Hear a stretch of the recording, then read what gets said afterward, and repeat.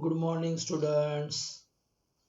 Yesterday, in the previous lecture, we learned kinds of sentences and they were simple, compound, complex. Means simple sentence, compound sentence, and complex sentence.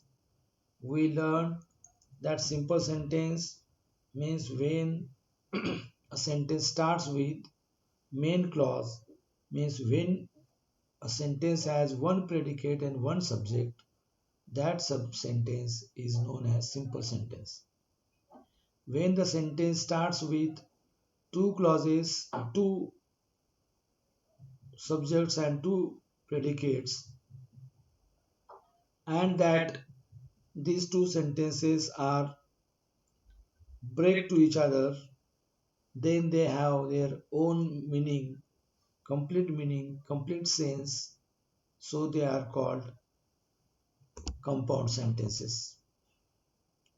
And the last one was complex sentence, the sentence which starts with subordinate clause and they have also two subjects and two predicates. In this way, the simple sentence, compound sentence, and complex sentences are very important to understand the clauses because clauses means what? Clauses means वाक्यांश, गौण उपवाक्य असं आपण त्याला मराठीमध्ये म्हणतो, गौण उपवाक्य. मग clause हा एक वाक्याचा छोटासा तुकडा आहे. मग कशाला वाक्य म्हणतात आणि कशाला क्लॉज म्हणतात ते आपण आधी समजून घेऊया. Look at here. A sentence is basic unit of communication of English. इंग्रजी बोलण्याचं वाक्य हे एक बेसिक युनिट आहे. जसं आपल्याकडे वेळ मोजायचं सेकंद, मिनिट, तास असे युनिट असतात, सेम तसंच या ठिकाणी आपणास वेगवेगळे भाग असतात इंग्लिशमध्ये बोलण्याचे. त्यातलं sentence is the main part. तसं आपण तर word is collection of meaningful letters. A sentence is a collection of meaningful words. In this way, sentence is main part of communication. But what is meant by clause? A clause is the sub-unit of sentence. बघा, sentence जर basic unit आहे तर clause हे त्याचं sub unit आहे. मग phrase काय? Phrase is sub unit of sentence. म्हणजे याचा अर्थ असा की सेंटेन्स मध्ये एकतर क्लॉज येऊ शकते किंवा फ्रेज येऊ शकते, किंवा आपली नेहमीची वाक्यरचना तर असते subject plus verb plus object किंवा subject plus verb plus object plus complement. तर अशा प्रकारे कर्ता अधिक क्रियापद अधिक कर्म किंवा पूरक घेऊन आपण वाक्य बनवतो. पण त्या वाक्यामध्ये कधी कधी जेव्हा दोन दोन वाक्य एकत्र करण्याची वेळ येते, दोन दोन सब्जेक्ट आणि दोन दोन प्रेडिकेट एकत्र करावे लागतात, तेव्हा अशा वेळेला ते वाक्य एक मोठं वाक्य बनतं. आणि त्या वाक्यामध्ये मग ते तोडलं, तिथे कट केलं, त्याचे तुकडे बनवले, त्याचे पार्ट्स बनवले, तर ती एक एक जो पार्ट असतो क्लॉज होते. मग ती क्लॉज कोणत्या प्रकारची राहू शकते? There are kinds of some clauses. Kinds of clauses, जसं काइंड्स ऑफ सेंटेन्स होतं ना, तसं काइंड्स ऑफ क्लॉजेस पण आहे. एक आहे इंडिपेंडेंट क्लॉज और मेन क्लॉज. इंडिपेंडेंट क्लॉजला आपण मेन क्लॉज म्हणतो आणि एक आहे डिपेंडंट क्लॉज, त्यालाच आपण सब ऑर्डिनेट क्लॉज असं म्हणतो. मग अशा प्रकारे आपल्याला या ठिकाणी क्लॉजेसचे पहिले दोन प्रकार कळले, इंडिपेंडेंट क्लॉज आणि डिपेंडंट क्लॉज, अर्थात मेन क्लॉज आणि सबऑर्डिनेट क्लॉज. मग या सबऑर्डिनेट क्लॉज अर्थात डिपेंडंट क्लॉजचेही प्रकार पडतात पुन्हा. Noun clause, adjective clause, adverb clause, essential clause, non essential clause. पण त्यापेक्षा आपल्याला खरं तर नाउन क्लॉज, ऍडजेक्टिव्ह क्लॉज आणि ऍडव्हर्ब क्लॉज शिकायचे. पण नेमकं मेन क्लॉज कोणती आणि सबऑर्डिनेट क्लॉज कोणती हे जर आपल्याला ओळखून नाही आलं तर नंतर तुम्ही कसं ओळखणार की नाउन कोणती आणि सबऑर्डिनेट कोणती? त्यामुळे आपण ते आधी चेक करून घेऊया. A clause is a group of, clause म्हणजे काय ते समजून घ्या. क्लॉज म्हणजे सब युनिट ऑफ सेंटेन्स कळलं, पण नेमकी क्लॉजची व्याख्या काय केली? तर clause is a group of words containing subject and predicate that can stand alone or independent. वाक्याचा असा एक तुकडा बघा, असं म्हटलंय शब्दांचा असा एक ग्रुप की ज्याच्यामध्ये एक सब्जेक्ट असतो आणि एक प्रेडिकेट असतो आणि एक स्वतंत्र अर्थ त्याला प्राप्त होतो, म्हणजे एक मिनिंग असतं, एक स्टँड अलोन अँड इंडिपेंडंट, एकटं असतं. अशा प्रकारच्या भागाला आपण क्लॉज असे म्हणतो.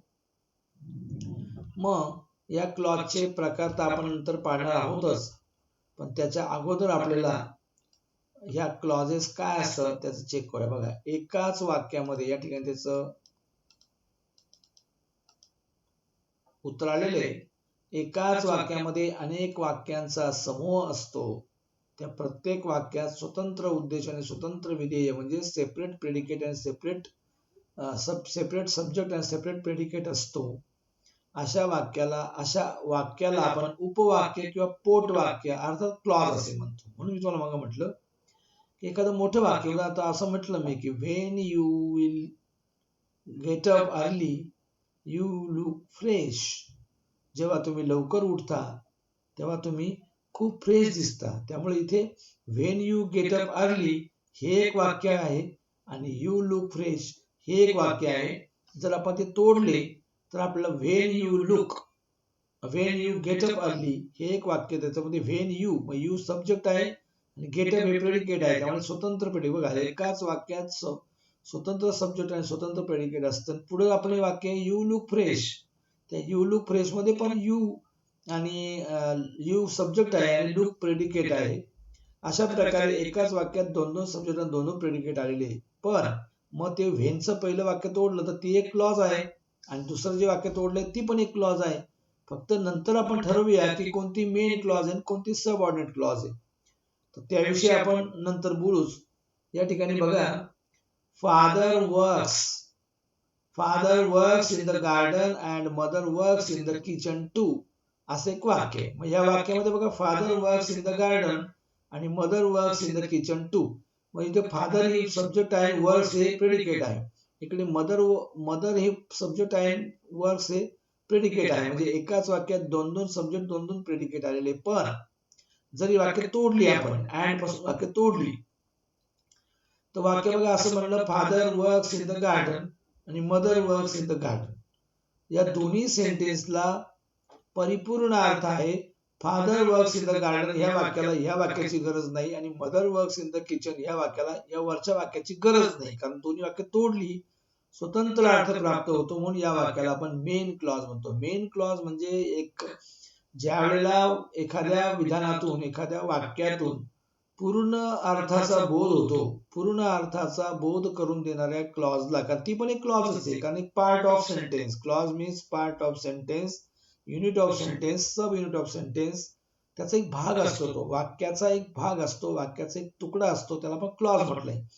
बऱ्याच वेळा काय होतं, क्लॉज शिकून शिकून आपण खूप वाक्य शिकतो, पण क्लॉजेसचा मूळ अर्थ सांगता येत नाही. मी तुम्हाला पुन्हा एकदा सांगतो, एकाच वाक्यात अनेक वाक्यांचा समूह असतो, त्या वाक्यांमध्ये स्वतंत्र सब्जेक्ट आणि स्वतंत्र प्रेडिकेट असतो. मग अशा प्रत्येक स्वतंत्र सब्जेक्ट आणि प्रेडिकेट असलेल्या एका तुकड्याला अशा प्रत्येक उपवाक्याला आपण गौण वाक्य किंवा पोट वाक्य किंवा उपवाक्य असं म्हणतो. त्यालाच इंग्लिशमध्ये क्लॉजेस म्हणतात. मग क्लॉज म्हणजे उपवाक्य, उपवाक्य म्हणजे sub sentence, sub unit of a sentence, sub part of sentence, अशा अर्थाने मी म्हटलोय. बघा, अशी दोन स्वतंत्र वाक्य आहेत, प्रत्येक वाक्यात उद्देश आणि विधेय आहे, सब्जेक्ट आणि प्रेडिकेट आहेत. मग या प्रत्येक वाक्याला आपण क्लॉज म्हटलंय आणि ते दोन क्लॉज आपण अँडने जोडले. ही एक क्लॉज आहे, ही एक क्लॉज आहे, ती अँडने जोडली. ज्या वेळेला एखादी क्लॉज अँड बट ऑरने जोडली जाते तेव्हा ती दोन्ही मेन क्लॉज असतात, आणि जेव्हा एखादी क्लॉज व्हॉट वेन वाय हू जोडली जाते तेव्हा ती क्लॉज एकतर म्हणजे ती पहिली गोष्ट सबऑर्डिनेट क्लॉज ठरते, म्हणजे ती डिपेंडंट क्लॉज ठरते. कारण नेमच असं जी वाक्ये what when why whom whose when while as soon as no sooner did hardly when scarcely when यासारख्या सब ऑर्डिनेटर्सने जोडली जातात, त्यावेळेला समजायचे ही एक डिपेंडंट क्लॉज आहे किंवा सब ऑर्डिनेट क्लॉज आहे, अवलंबून क्लॉज आहे, ती दुसऱ्यावर अवलंबून आहे. आपण चेकच करूया प्रत्यक्ष. बघा, main clause that's called principal clause or independent clause. तीन नाव बघा, प्रिन्सिपल क्लॉज म्हणजे मुख्य क्लॉज, मेन क्लॉज म्हणजे मुख्य क्लॉज, इंडिपेंडंट म्हणजे मुख्य क्लॉज किंवा स्वतंत्र क्लॉज, आणि दुसरे आहे सब ऑर्डिनेट क्लॉज. ह्यालाच आपण डिपेंडंट क्लॉज म्हटलोय. हीच डिपेंडंट क्लॉज आहे. मग बघा मेन क्लॉजची व्याख्या काय. पूर्ण अर्थाचा बोध करून देणाऱ्या उपवाक्याला, पूर्ण अर्थाचा म्हणजे when a sentence gives a complete sense, when a sentence gives us a complete sense means without taking help of any other sentence, that sub-sentence, that clause is called main clause. Father works in the garden आणि mother works in the kitchen ही दोन्ही वाक्य main clause आहे. मग आपण म्हणू शकतो compound sentence. तेच मला वाक्य सांगायचं राहिलं मग असं. सिंपल सेंटेन्स आपण शिकलो सुरुवातीला याच्या अगोदर लेक्चरमध्ये. सिंपल सेंटेन्स मध्ये मेन क्लॉजच असते. हे तेव्हाही मी तुम्हाला बोललो होतो, पण आज पुन्हा एकदा आठवण करून देतो. सिंपल सेंटेन्स मध्ये मेन क्लॉज असते. बघा उदाहरण, I go to school, we go to school, he goes to school, she goes to school, it goes to school, we run, you run, he runs, she runs, it runs, they run.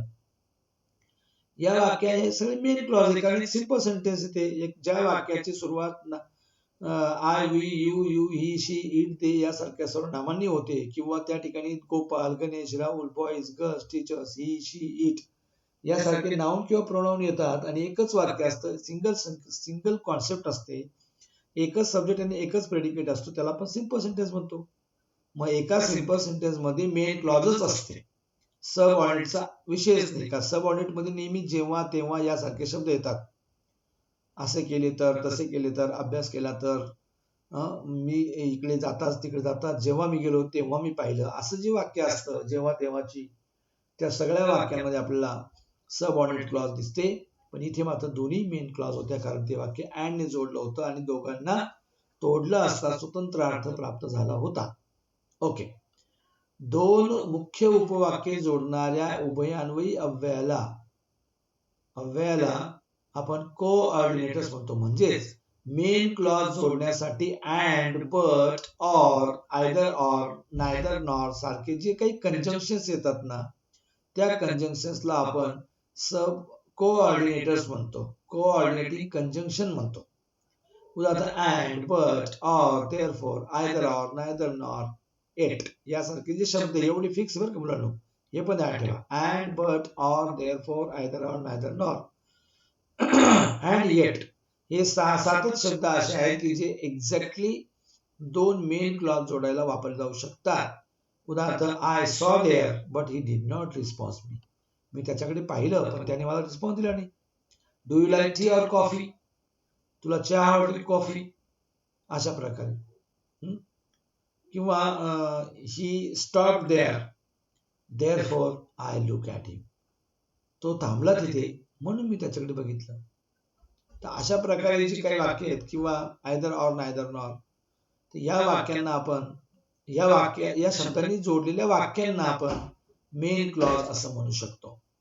मग सब ordinate clause कशाला म्हणतात, तर स्वतंत्र अर्थ प्राप्त न करू शकणाऱ्या, बघा, स्वतंत्र अर्थ व्यक्त न करू शकणाऱ्या उपवाक्याला किंवा गौण उपवाक्य असे म्हणतात, किंवा सब ऑर्डिनेट क्लॉज म्हणतात. मग म्हटल्याप्रमाणे बघूया, व्हेन आय वेंट टू हिम, जेव्हा मी त्याच्याकडे गेलो, कॉमा दिलेला आहे, ही वॉज ड्रॉइंग अ पिक्चर. या वाक्यामध्ये आपण हे कॉम्यापासून वाक्य तोडलं तर उत्तर वाक्य बनलं व्हेन आय वेंट टू हिम. ह्या वाक्यामध्ये आय सब्जेक्ट आणि वेंट प्रेडिकेट आहे, एक सब्जेक्ट एक प्रेडिकेट आहे म्हणजे क्लॉज आहे. ही वॉज ड्रॉइंग पिक्चर, त्यामध्ये ही सब्जेक्ट आणि वॉज प्रेडिकेट आहे ड्रॉइंग पर्यंत. त्यामुळे एक सब्जेक्ट आणि एक प्रेडिकेट इकडे आहे, एक सब्जेक्ट एक प्रेडिकेट इकडे आहे. इथं वाक्य तोडलं तर ही एक क्लॉज आणि एक क्लॉज आहे. क्लॉज म्हणजे एक सब्जेक्ट आणि एक प्रेडिकेट असलेलं असं स्वतंत्र उपवाक्य, त्याला आपण क्लॉज असं म्हणतो. राहिला प्रश्न असा की ही मेन क्लॉज का ही मेन क्लॉज, तर ज्या वाक्याला what, when, why, who, whom, whose जोडला जाईल, as soon as, hardly when, scarcely when, while, या टिल, अंटिल, स्टिल, इफ यासारखे शब्द येतात ना, ती समजायची डिपेंडंट क्लॉज, ती आहे सब ऑर्डिनेट क्लॉज. या वाक्यामध्ये बघा, व्हेन आय वेंट टू हिम, या वाक्याला उच्चारता क्षणी कळतं की हे वाक्य अर्धवट आहे, कारण अर्धच अर्थ प्राप्त होतो. म्हणून म्हटलं बघा, अपूर्ण अर्थ, स्वतंत्र अर्थ प्राप्त न करू शकणाऱ्या म्हणजेच अपूर्ण अर्थ असणाऱ्या उपवाक्याला आपण क्लॉज असं म्हटलेलं आहे, सबऑर्डिनेट क्लॉज म्हटलेलं आहे. व्हेन आय वेंट टू हिम, मी जेव्हा त्याच्याकडे गेलो आणि थांबलो असं म्हणून, तुम्ही वाट बघता की काय पुढे काय झालं. व्हेन आय वेंट टू हिम असं म्हणता क्षणी तुम्हाला त्या वाक्यामध्ये काहीतरी अपूर्ण आहे असं वाटलं, याचा अर्थ हे वाक्य अपूर्णच आहे. मग हीच सबऑर्डिनेट क्लॉज आहे ना. आणि हे वाक्य आहे बघा, ही वॉज ड्रॉइंग पिक्चर, या वाक्याला तोडून बाजूला करा बरं, या वाक्याला पूर्ण अर्थ आहे म्हणून ती मेन क्लॉज आहे. म्हणजे वाक्यामध्ये मेन क्लॉज कशी ओळखायची आणि सबऑर्डिनेट, पेपरमध्ये प्रश्न असतो आपल्याला, आयडेंटिफाय द मेन क्लॉज और identify the subordinate clause. Underline the main clause, underline the subordinate clause, underline the subordinate clause and find its kind, find its kind. Subordinate clause कोणती ओळखा आणि त्याचा प्रकार ओळखा. प्रकार म्हणजे नाउन क्लॉज, ऍडजेक्टिव्ह क्लॉज और ऍडवर्ब क्लॉज असं त्याचा प्रकार ओळखायचा. तो भाग आपला पुढे गेल्यावर कळेल आपल्याला, लगेच नाही कळणार. पण आता इथं मात्र कन्फर्म झालं की सबऑर्डिनेट क्लॉज कोणती, तर पहिली आहे. मुलांनो ह्या क्लॉज मध्ये आपल्याला already he was drawing a picture when I went to him असंही वाक्य बनवता येतं. त्यावेळेला when I went to him हे वाक्य मागे गेलं तर ती मागे जाऊन सुद्धा ती सबऑर्डिनेट क्लॉज होऊ शकते. म्हणजे असं काही नियम नाही की सबऑर्डिनेट क्लॉज ही एक नंबर झाली पाहिजे. ही वॉज ड्रॉइंग अ पिक्चर असं म्हणून मग जर when I, he was drawing a picture आणि मग व्हेन आय वेंट टू हिम असं वाक्य जोडलं गेलं तरी सुद्धा व्हेनचंच वाक्य सब ऑर्डिनेट क्लॉज ठरणार आहे. हा फरक समजून घ्या. आता राहिला प्रश्न, पहिल्या या शब्दांना आपण कोऑर्डिनेटर्स म्हटलं होतं किंवा कोऑर्डिनेटिंग कंजंक्शन म्हटलं होतं. का तर दोन मेन क्लॉज जोडण्यासाठी वापरल्या गेलेल्या शब्दांना कोऑर्डिनेटिंग कंजंक्शन म्हणतात आणि एक मेन क्लॉज आणि एक सब ऑर्डिनेट क्लॉज जोडण्यासाठी वापरल्या गेलेल्या शब्दाला मात्र सब ऑर्डिनेटर्स किंवा सब ऑर्डिनेटिंग कंजंक्शन्स म्हणतात. हा फरक समजून घ्या. म्हणजे थोडक्यात ज्या वाक्यात डिपेंडंट क्लॉज आणि मेन क्लॉज एकत्र आली त्या वाक्यात येणारं जे काही कंजंक्शन असेल, that, if, before, after, when, while, till, where, though, although, until, till, still, if, unless, as soon as, while, हे सगळे शब्द 100% सब ऑर्डिनेटर्स आहेत. म्हणजेच मला कळलं आता, दोन मेन क्लॉज जोडण्यासाठी वापरला गेलेला शब्द म्हणजे कोऑर्डिनेटर आणि एक सब ऑर्डिनेटिंग कंजंक्शन, एक सब ऑर्डिनेट क्लॉज आणि एक मेन क्लॉज, म्हणजेच एक डिपेंडंट क्लॉज आणि एक मेन क्लॉज जोडण्यासाठी वापरला गेलेला शब्द म्हणजे सब ऑर्डिनेटर. मग सब ऑर्डिनेटर फार आहे. आपल्याला एक मोठी लिस्टच तुम्हाला या ठिकाणी मी दाखवून देतो बघा. त्या लिस्ट कडे बघून तुम्हाला सहज कळेल की फार मोठी लिस्ट आहे सब ऑर्डिनेटर्सची. ती दाखवतो आधी, मग तुम्हाला कळेल. बघा या ठिकाणी हे सगळे सब ऑर्डिनेटर्स आहेत. When, while, as, whenever, since, before, still, as soon as, no sooner than, where, whenever, because, as, since, that, so that, if, whether, unless, so that. पण हा सो दॅट एकत्र आहे, जॉईंट, हा अंतरावर आहे. Though, although, even if, as if, then, as soon as or so as, ही सगळी 100% मुलांनो सब ऑर्डिनेटर्स होती. याचा अर्थ सब ऑर्डिनेटरची व्याख्या सगळ्यांना कळली की गौण उपवाक्य मुख्य वाक्याशी जोडण्यासाठी जे शब्द आपण वापरतो, म्हणजेच डिपेंडंट क्लॉज आणि मेन क्लॉज जोडण्यासाठी ज्या शब्दांचा वापर होतो त्या शब्दांना आपण सब ऑर्डिनेटर्स असं म्हणतो. आणि या ठिकाणी ही सगळी सब ऑर्डिनेटर्स आपल्याला दाखवण्यात आलेली आहे. आता पुढे असं म्हटलं की सिंपल सेंटेन्स, कंपाऊंड सेंटेन्स आणि कॉम्प्लेक्स सेंटेन्स हे जरी प्रकार आपण शिकलो होतो, या ठिकाणी पुन्हा उल्लेख का आला तर सांगायचा मुद्दा असा आहे की सिंपल सेंटेन्स मध्ये एक आणि एकच उद्देशाने विधेय असतात. आता सिंपल सेंटेन्स मध्ये एकच सब्जेक्ट आणि एकच प्रेडिकेट असतो आणि एकच सब्जेक्ट आणि एकच प्रेडिकेट आल्यामुळेच हे वाक्य सिंपल बनलं आणि त्या वाक्यात फक्त आणि फक्त मेन क्लॉजच असते. बघा, the tortoise won the race, the man was going to school. The teacher was going to school.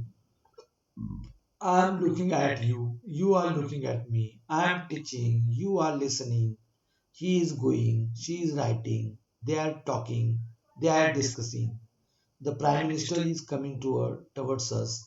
अशा सगळ्या वाक्यामध्ये एकच सब्जेक्ट आणि एकच प्रेडिकेट असतो आणि म्हणून त्या वाक्याला मेन क्लॉज आहे असं म्हणता येतं किंवा ते वाक्य स्वतः मेन क्लॉज आहे असं म्हणता येतं. हे सुद्धा एक मेन क्लॉज आहे. म्हणजे सिंपल सेंटेन्समध्ये मेन क्लॉज असते. आणि मग सिंपल सेंटेन्समध्ये जेव्हा मेन क्लॉज असते तेव्हा आपण ज्या वेळेला सब ऑर्डिनेट क्लॉज शिकतो तेव्हा सिंपल सेंटेन्सचा काही उपयोगच नाही आपल्याला. पुढचं वाक्य बघू, कंपाऊंड सेंटेन्स. कंपाऊंड सेंटेन्स म्हणजे ज्या वाक्यात दोन दोन सब्जेक्ट आणि दोन दोन प्रेडिकेट असतात आणि त्यांचा कोऑर्डिनेटर कंजंक्शन जर आहे तो जर तोडला तरी त्यांना स्वतंत्र अर्थ प्राप्त होतो आणि म्हणून इथे सुद्धा दोन्ही मेन क्लॉज असतात. म्हणजे सिंपल सेंटेन्स मध्ये एक मेन क्लॉज असते, कंपाऊंड सेंटेन्स मध्ये दोन्ही मेन क्लॉज असतात. त्यामुळे सिंपल सेंटेन्स आणि कंपाऊंड सेंटेन्सचा आपल्याला काही उपयोग होणार नाही जेव्हा आपण क्लॉजेसचे म्हणजे नाउन क्लॉज ऍडजेक्टिव्ह क्लॉज, कारण याच्यामध्ये नाउन क्लॉज नसते, कंपाऊंड सेंटेन्स नाउन क्लॉज नसते, यात ऍडजेक्टिव्ह क्लॉज नसते, यात ऍडजेक्टिव्ह क्लॉज नसते, यात ऍडव्हर्ब क्लॉज नसते, यात ऍडव्हर्ब क्लॉज नसते. याचाच अर्थ असा सिंपल सेंटेन्स मध्ये noun clause adjective clause adverb clause नसते, कंपाऊंड क्लॉज मध्ये ऍडजेक्टिव्ह क्लॉज नाउन क्लॉज आणि ऍडव्हर्ब क्लॉज नसते. तर त्यासाठी जेव्हा आपण वाक्याचे प्रकार शिकतो किंवा क्लॉजेस शिकतो, नाउन क्लॉज शिकतो, ऍडजेक्टिव्ह क्लॉज शिकतो, ऍडव्हर्ब क्लॉज शिकतो तेव्हा तुम्हाला ते वाक्य कॉम्प्लेक्स सेंटेन्सच असतं हे आधी कन्फर्म करून घ्या. म्हणजे कॉम्प्लेक्स सेंटेन्स आहे म्हणूनच त्या ठिकाणी सब ऑर्डिनेट क्लॉज आहे हे कन्फर्म झालं. बघा, ज्या वाक्यात एकच उपवाक्य आणि इतर गौण उपवाक्य असतात त्या वाक्याला कॉम्प्लेक्स सेंटेन्स म्हणतात. पण आपण कॉम्प्लेक्स सेंटेन्सची अशी व्याख्या केली होती मागे, जरी नीट कळावी म्हणून, स्पष्ट कळावी म्हणून, ज्या वाक्यात दोन दोन सब्जेक्ट आणि दोन दोन प्रेडिकेट असतात आणि त्या वाक्याला ते वाक्य तोडले असता एका वाक्याला परिपूर्ण अर्थ असतो एका वाक्याला परिपूर्ण अर्थ नसतो, अशा वाक्याला आपण कॉम्प्लेक्स सेंटेन्स म्हणतो. बघा, while Mohan was playing in the garden he saw his father, ह्या वाक्यामध्ये while Mohan was playing in the garden हे एक उपवाक्य आहे, म्हणजे ही क्लॉज आहे. ही सॉ हिज फादर ही पण एक उपवाक्य आहे, याला एक क्लॉज आहे. ही एक क्लॉज आहे, ही एक क्लॉज आहे. राहिला प्रश्न फक्त असा की याच्यात एक सब्जेक्ट आहे, मोहन सब्जेक्ट आणि इकडे ही सब्जेक्ट आहे. ह्या वाक्यात सब्जेक्ट प्रेडिकेट आहे, या वाक्यात सब्जेक्ट प्रेडिकेट आहे, या वाक्याला स्वतंत्र अर्थ प्राप्त होतो की चेक करूया, या वाक्याला स्वतंत्र अर्थ प्राप्त होतो की चेक करूया. स्वतंत्र अर्थ प्राप्त झाला तर समजायचं ती मेन क्लॉज.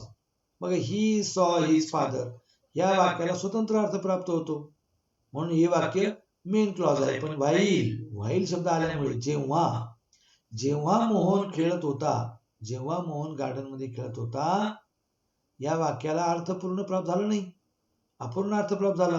आणि अपूर्ण अर्थ प्राप्त झाल्यामुळे या वाक्याला सब ऑर्डिनेट क्लॉज किंवा डिपेंडंट क्लॉज असं म्हणता आलेलं आहे किंवा सब ऑर्डिनेट क्लॉज असं म्हणता आलेलं आहे. म्हणून या वाक्याला कॉम्प्लेक्स सेंटेन्स म्हटलं. ज्या वाक्यात एक सब्जेक्ट दोन सब्जेक्ट आणि दोन प्रेडिकेट असतात आणि ती वाक्य तोडली असता एकाला स्वतंत्र अर्थ प्राप्त होतो आणि एकाला स्वतंत्र अर्थ प्राप्त होत नाही, अशा वाक्याला कॉम्प्लेक्स सेंटेन्स म्हणतात. आणि कॉम्प्लेक्स सेंटेन्स मध्येच आता समजून घ्या, कॉम्प्लेक्स सेंटेन्स मध्येच सब ऑर्डिनेट क्लॉज असते आणि म्हणून सब ऑर्डिनेट क्लॉजचे 3 प्रकार पडतात. आता खऱ्या अर्थाने आपण क्लॉजेस कडे आलेलो आहोत.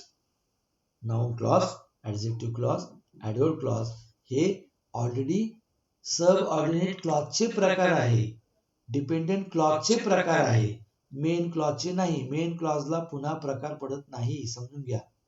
मेन क्लॉजचे पुन्हा प्रकार पडत नाही, सब ऑर्डिनेट क्लॉजचेच प्रकार पडतात, डिपेंडंट क्लॉजचेच प्रकार पडतात, अवलंबून असलेल्या क्लॉजचेच प्रकार पडतात. ज्या वाक्यामध्ये what, when, why, who, whom, whose, that असे शब्द असतात त्याच क्लॉजचे उपप्रकार पडतात.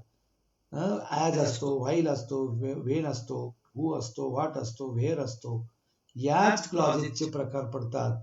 याच क्लॉजेस मध्येच आपण त्याचे नाउन क्लॉज, ॲडजेक्टिव्ह क्लॉज आणि ॲडवर्ब क्लॉज असे प्रकार पाडू शकतो. अदरवाईज आपण प्रकार पाडू शकत नाही. ही गोष्ट या ठिकाणी आपल्याला सहज सिद्ध करता आली. आपण आहोत पान नंबर 69 वर. बघा, 69 पानावरचा हा भाग आपण आज कंप्लीट केलेला आहे. पुढील भागामध्ये नाउन क्लॉज म्हणजे काय, ॲडजेक्टिव्ह क्लॉज म्हणजे काय, ॲडवर्ब क्लॉज म्हणजे काय, या नाउन क्लॉजेसचे काही प्रकार पडतात का ते बघूया, ॲडजेक्टिव्ह क्लॉजचे काही प्रकार पडतात का ते बघूया, ॲडवर्ब क्लॉजचे प्रकार काही पडतात का ते बघूया. आणि मग नाउन क्लॉजसाठी एक स्वतंत्र तास घेऊया आपण, ॲडवर्ब क्लॉजसाठी, ॲडजेक्टिव्ह क्लॉजसाठी स्वतंत्र तास घेऊया आणि ॲडवर्ब क्लॉजसाठी स्वतंत्र तास घेऊया. ह्या तिन्ही क्लॉज आपल्याला एकाच तासिकेला शिकायच्या नाहीये. त्याचं कारण असं, नाउन क्लॉज काय असतं ही डिटेल्स तुम्हाला कळली पाहिजे. ॲडजेक्टिव्ह क्लॉज काय आहे हे तुम्हाला सेपरेटली कळलं पाहिजे आणि ॲडवर्ब क्लॉज काय आहे हे तुम्हाला स्वतंत्रपणे कळलं पाहिजे. म्हणून आपण या तिन्ही क्लॉज आता पुढील प्रकारात समजून घेताना नाउन क्लॉजचा एक वेगळा भाग, ॲडजेक्टिव्हचा एक वेगळा भाग आणि ॲडवर्ब क्लॉजचा वेगळा भाग घेणार आहोत. तो किती मिनिटांचा असो तेवढा आपल्याला पूर्णच करावं लागेल असं मला वाटतं. या ठिकाणी आपण थांबूया. आज आपण फक्त क्लॉजेसचे प्रकार बघितले. काय डिपेंडंट क्लॉज म्हणजे काय बघितलं, इंडिपेंडंट क्लॉज म्हणजे काय बघितलं, क्लॉजेसमध्ये सबऑर्डिनेटर्स कशाला म्हणतात ते बघितलं, कोऑर्डिनेटर्स कशाला म्हणतात ते बघितलं आणि सबऑर्डिनेट क्लॉज म्हणजे काय ती बघितली आणि सबऑर्डिनेट क्लॉजचे हे कसे 3 प्रकार पडतात याची फक्त नावांची ओळख करून घेतली. पुढे आपण स्वतंत्र ते प्रकार समजून